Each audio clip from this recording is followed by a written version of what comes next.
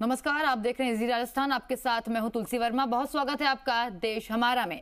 Coaching students में बढ़ते आत्महत्या के मामले और इसको लेकर के मुख्यमंत्री अशोक गहलोत बहुत गंभीर है, जिसको लेकर के उन्होंने कोचिंग संचालकों से सीधा संवाद किया है। बोर्ड का होता है तो 10वीं पार 11वीं पार 12वीं अलग करूं, साथ में कोचिंग पढ़ाई करूं तो अपना पैसे बढ़ जाता है। तो आपको सोचना पड़ेगा कि जो कमियां हैं खामियां उसको आप दूर करें। सरकार आपके साथ खड़ी मिलेगी आपको, बशर्ते कि आप ये सिस्टम जो बन गया है समय के साथ बन जाता है, कई बार गलती भी होती है, सुधारने का वक्त आ गया है। क्योंकि बच्चे को मरते हुए नहीं देख सकते। खबर सुबह अखबार में आती है बच्चे ने सुसाइड कर लिया। आपने जब कह रहा था 2 दिन पहले सुसाइड हो गया था, बाद में मालूम पड़ा। तो इसको कोई भी सिस्टम बनाए जिससे कि नौबत नहीं आए। नौबत सुसाइड करने का आई नहीं। ये माहौल कॉलेज में आपकी स्वच्छता होना चाहिए।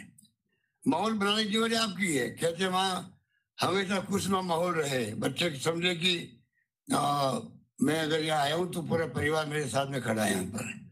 अभी अब मैं किसी ने कहा था कि मैं जब खुद गया था वहाँ पढ़ने के लिए, तो आपके कोचिंग क्लास के वर्मा जी ने कहा था कि जब मैं गया तो तमिलनाडु गए थे, आप चेन्नई गए थे, तो आपको तकलीफ हुई वहां पे। यहाँ कहा गया मैं तो रोना आ गया आपको, माँ की याद आई आपको।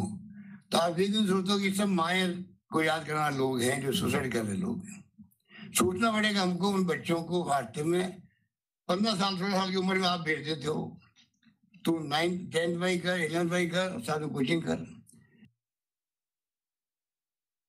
ये तमाम बातें जो है वो आपको हमको सबको शेयर करनी पड़ेगी, सबको मिलकर फैसला करना पड़ेगा, जिससे कोचिंग संस्थान भी अपना काम कर सके, पेरेंट्स को और छात्रों को तकलीफ नहीं हो, यहाँ से अच्छी कोचिंग करे, बच्चे आगे बढ़े।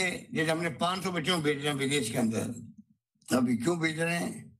मैं कई जगह एग्जाम्पल देता हूँ। भाई डॉक्टर अम्बेडकर को भेजा गाड़ी के बाहर ने, बड़ौदा के महाराजा ने, तो संविधान निर्माता बन गए, एक्सपोजर हो गया। मैं सीकर गया, उदयपुर गया, बच्चों से मैंने इंस्ट्रक्शन दिया मेरे पास बैठा करके। सीकर में अच्छे अनुभव रहे मेरे।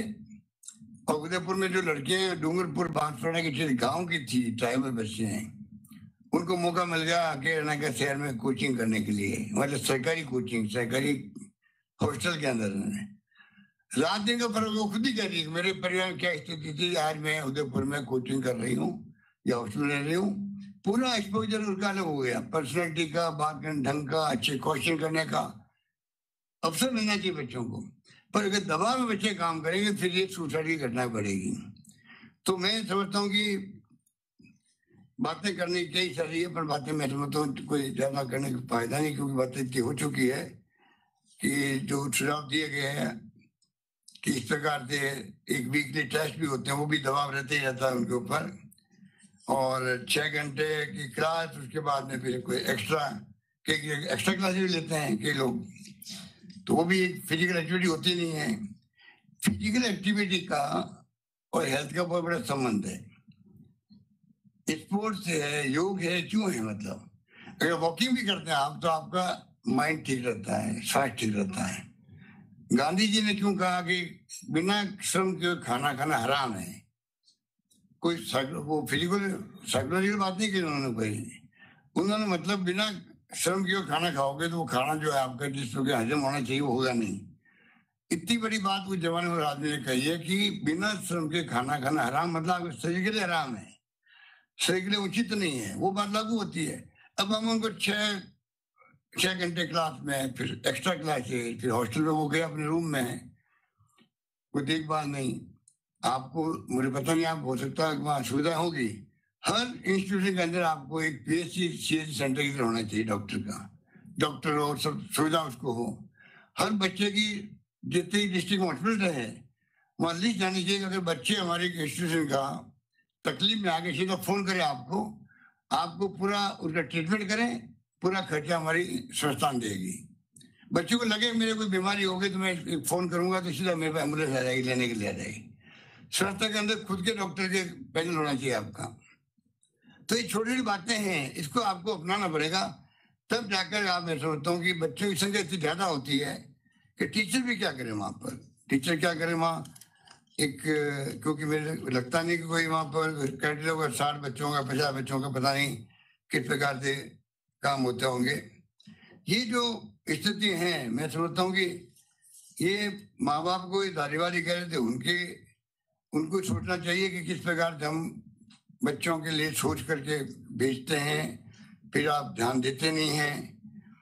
कोई वार त्योहार भी कोई उनके लिए मौका मिलता नहीं है।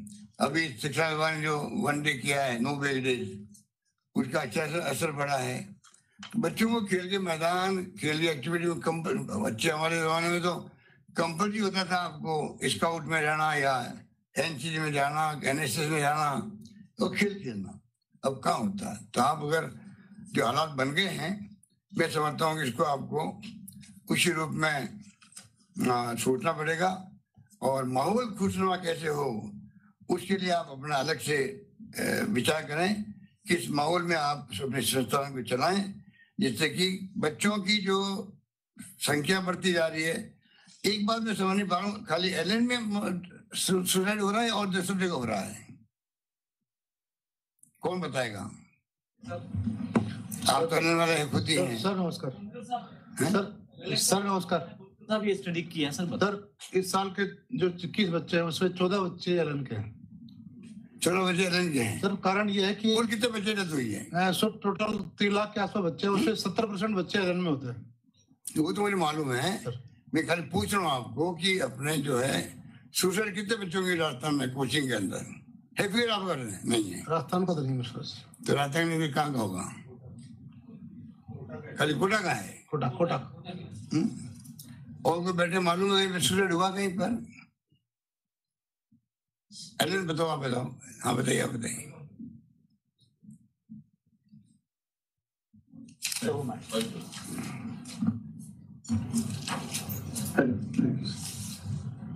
सर, डेटा वाइज जो बच्चे हैं सबसे ज्यादा एलएन के सुसाइड किए हैं इस साल के सेशन में 21 बच्चों में से 14 बच्चे एलएन में के ही सुसाइड किए। उसका ये भी कारण है कि एलएन में आईआईटी और मेडिकल के सबसे ज्यादा बच्चे बाहर के आकर पढ़ने वाले एलएन के होते हैं। अभी सीएस महोदय साहब ने बहुत अच्छी बात की, जो सबसे लास्ट लाइन थी कि कांट टॉलरेट।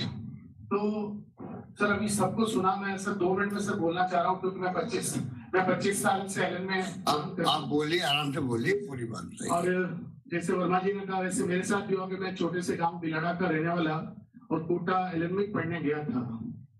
तो शुरू में मुझे भी ऐसी हुई एंजाइटी, माता पिता का प्रेशर, उसके बीच की बात को मैं कहना चाहता हूँ। 50 पेरेंट्स से बात करी, पिताजी माताजी के लिए इम्पोर्टेंट होता है कि बच्चे की जिद को पूरी करें। एक बच्चे ने कहा मुझे डॉक्टर बनना, बनेगा नहीं बनेगा, लेकिन वो जिद करता है। पिता माता कहते हैं मैं बच्चे को ऑप्शन नहीं दूंगा, तो जिंदगी में मुझे जो ताने मारेगा कि आपने उस टाइम अगर उनको पढ़ने दिया होता, अच्छी जगह भेजा होता, तो शायद मैं डॉक्टर इंजीनियर बनना। तो ये पेरेंट्स और बच्चों के बीच की जो भावनात्मक बॉन्डिंग है, इसके अंदर दोनों का वो काम करता है। मैं भी घर से लड़के निकला था, मुझे कोटा पढ़ने जाना है, क्योंकि हमारे यहाँ जो जेएन साहब आते हैं जिद में बड़े अच्छे होते हैं, पिताजी पढ़े लिखे नहीं थे, तो बिजली विभाग से आते थे, बोले मुझे जिद में घूमना है। तो मैंने पिताजी से लड़के में गया, 10वीं में परसेंटेज कम थी, लेकिन एलएन में पढ़ के मैं इंजीनियर बन गया। कोटा से इलेक्ट्रिकल का इंजीनियर, वही वाला इंजीनियर बना, फिर केमिस्ट्री पढ़ा। लेकिन 25 सालों में कोचिंग के लिए जैसे बात चल रही थी कि 9वीं कक्षा से बच्चों को बुला लेते हैं, 11वीं में बुलाते हैं। सर मैं हकीकत बोल रहा हूँ, कोई भी कोचिंग किसी बच्चे को नहीं बुलाता है। हमारे देश का जो शिक्षा का ढांचा है, आईआईटी परीक्षाएं जिस लेवल पे होती है, उसका पेपर भारत के किसी भी स्कूल के कोई टीचर पेपर सॉल्व ही नहीं कर सकते। उसका लेवल इतना ऊंचा होता है। और सरकारी स्कूल या जो स्कूल के लेवल है, उनमें जमीन आसमान का गैप होता है। तो एक बच्चा जो चौमू में पढ़ता है स्कूल में, वो कहता है मेरा बच्चा आईटी करना चाहता है, तो मैं कैसे करूँ? जहाँ पर साल में पूरे टाइम टीचर भी अवेलेबल नहीं होते हैं, तो उसकी पहली इच्छा होती है कि जयपुर में आकर सेंट जेवियर स्कूल के अंदर एडमिशन लेवे, जहाँ पर टीचर भी अच्छा, स्कूल का रैंकिंग भी इतना अच्छा है, जहाँ से सक्सेस रेट सबसे ज्यादा है। लेकिन स्कूल की अपनी लिमिटेशन से को बच्चों को नहीं दे सकता, तो ऐसे टाइम पे उसको पैरेलल व्यवस्था देने का काम कोचिंग संस्थानों ने किया, जहाँ आईआईटी और मेडिकल के जो एक्सपर्ट कोच है उन्होंने उन बच्चों को रास्ता दिखाया कि तुम चाहे जम्मू के सरकारी स्कूल में पढ़ रहे हो लेकिन तुम भी IIT में जा सकते हो, जैसे सेंट जेवियर का बच्चा जा सकता है। अब भारत के अंदर आंध्र प्रदेश, तेलंगाना, कर्नाटका और महाराष्ट्र, वहां के स्टेट बोर्ड ने ऐसी व्यवस्था कर रखी है, जूनियर कॉलेज और प्री यूनिवर्सिटी के अंदर 11th-12th क्लासों को ही उन्होंने कोचिंग की सरकार ने परमिशन दे रखी है। तो वहां पर बच्चा उन सरकारी स्कूलों के अंदर ही कोचिंग करता है। कहने का मतलब डमी स्कूल का जो कॉन्सेप्ट है सरकार ने खुद दे रखा है। तो सर इस वजह से क्या हो रहा है, वहां के बच्चे उस स्कूल में जाकर एक्टिविटी नहीं करते, IIT में हो जाते हैं। यहाँ सभी विद्वान बैठे हैं, अगर पिछले 10 सालों के आंध्र प्रदेश और तेलंगाना का अगर डेटा निकालेंगे तो 50% भारत में IIT के अंदर सेलेक्ट होने वाला कोई स्टेट है तो सिंगल स्टेट वो है आंध्र और तेलंगाना। उसका कारण स्कूली शिक्षा के अंदर और उसमें फर्क होना। तो सर ये सब पेरेंट्स और उनके स्तर पर चीजें होती हैं। आज जितने सुझाव और जितनी चीजें बोली गई, बैठ सभी इनकी बातें, सर किसी भी रोज सरकार का एक बड़ा प्रतिनिधिमंडल अचानक आकस्मिक अगर एलन को चेक करते बिना बताए, बिना नोटिस के, तो जितने सुझाव आए थे उनसे प्लस ही आपको मिलेगी सारी व्यवस्थाएं। शायद भारत में इतनी अच्छी सुसाइड को रोकने के लिए अरेंजमेंट नहीं होते जितने हमने सब करके हमने हॉस्पिटल के अंदर बना रखे हैं, सारी चीजें कर रहे हैं। लेकिन सर हम भी बहुत आहत हैं कि बच्चे ऐसी घटनाएं कर रहे हैं, हमें भी पता नहीं चल पा रहा है। और ये अगर जैसे आपने कहा सर एंट्रेंस टेस्ट से हैं, पिछले 5 सालों के 3 संस्थानों के डेटा, IIT कॉलेज में जो है 45 सुसाइड हुए पिछले 5 सालों में, IIM में 10 हुए, नवोदय विद्यालय में 49 हुए। तो अगर अनुपात देखो तो कोटा से 4 गुना है, वो बच्चे तो IIT कॉलेज जा चुके थे। तो ये एक समझना पड़ेगा कि मानसिक बीमारी है और इसका सबसे सही उपचार जो अभी रवि सर ने भी बोला, डॉक्टर त्यागी साहब ने बोला और भी बहुत सारे ने बोला कि 1-to-1 काउंसलिंग उस बच्चे को विंडो देनी पड़ेगी। वो अपनी बात चाहे पिता से परेशान है, चाहे सफलता से नहीं चाहते, वो बात अपनी कमेटी होगी, कोई बात नहीं। Thank you so much. Allen का तो क्योंकि आंकड़े आ रहे हैं अखबारों में, हाँ जी सर, मैंने कोई टारगेट करके एलन की बात नहीं करी है, क्योंकि अखबार में खबर आ रही है एलन की इंस्टीट्यूशन में 18 लोग बच्चे मर गए, इसलिए मैंने कहा। वरना एलन की जब आप खुद कहते हैं ब्रांचेज अभी पूरे कंट्री के अंदर है और कहीं पर जीरो सुसाइड हो रहा है, तो खाली कोटा में क्यों हो रहा है? वो तो रिसर्च होनी चाहिए ना है। जो धारीवाल ये बोल रहे थे, तो मैं ही कह रहा हूँ कि भाई हिंदुस्तान भर में अभी ब्रांचेज है, वो मैं आंकड़े में लिखे तो भूल गया, कहीं पड़े होंगे, बड़ी संख्या में अभी संस्थान एलन है सब जगह। आप खुद कह रहे हो कि वहाँ 0 है सुसाइड की। सर वो मेरा व्यंग था कि देश भर में हमारे सभी जगह पे भी सुसाइड हो रहे हैं, लेकिन उनको मीडिया उस तरीके से नहीं छापती है या वहाँ उस काउंटिंग का व्यावसायिक वो नहीं है।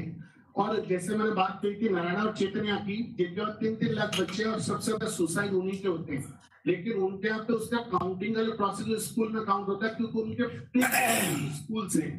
तो मैंने सब वो बात की थी। तो मैंने बात सुनो, फिर मालूम करो वहाँ क्यों नहीं छपता है। आप इधर विज्ञापन दे दो तो छाप देते लोग, रात में इधर विज्ञापन दे रहे हो तो भी छाप रहे हैं, और वहाँ पता नहीं वो क्या करते होंगे कि वो न्यूज छपती नहीं उनकी। तो जो आप खुद कह रहे हो, क्या बहस का विषय नहीं है। कमेटी बनाने की मैंने घोषणा कर दी है, आप आइए उस कमेटी के अंदर, आपका तो उसमें मेंबर बनाना पड़ेगा आपको, तो एलन की बड़ी संस्थान है, बैठ के बात कीजिए। 15 दिनों में रिपोर्ट चाहिए कि उस पर क्या क्या करना चाहिए, आगे के लिए क्या होना चाहिए। हम सब मिलकर कोई रास्ता निकालेंगे। सबको चिंता भविष्य की होनी चाहिए बच्चों की। सर तो बिल्कुल सर, आपने आज मीटिंग बुला के तो बहुत बड़ी एक कभी प्रोसेस जिसके अंदर समाधान मिलेंगे। चलो अच्छा है, बहुत बहुत धन्यवाद सबको, धन्यवाद। थैंक यू सर, धन्यवाद सर। सुनील जी कुछ कहना चाहें सर?